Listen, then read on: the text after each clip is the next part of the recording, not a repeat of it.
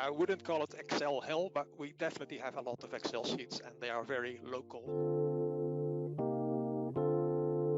We use SAP globally, all companies use it, but they mainly use it for operational purposes. So the stock is managed, finance is managed in SAP, but for planning, we have APO, and most plants do use planning runs in SAP or APO, but to be honest, they all use it in different ways, and nearly always it is enhanced with own spreadsheets. So I wouldn't call it Excel hell, but we definitely have a lot of Excel sheets and they are very local.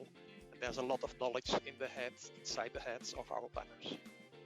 I was mentioning this one Etex movement, and one of the main goals is to harmonize the processes, to have one way of working. And to be honest, we have been using that as a great support for our project, because there is a strong desire to kick out Excel sheets and work towards one way of working.